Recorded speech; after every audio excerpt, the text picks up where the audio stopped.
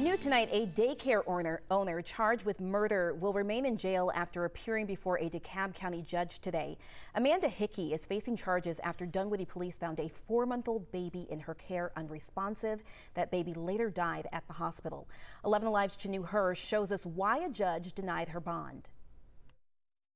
Standing in front of a DeKalb County judge virtually on Saturday, Amanda Hickey's first court appearance was brief and she did not say much. Hickey, the owner of Little Lovey Daycare in Dunwoody, is charged with felony murder and cruelty to children.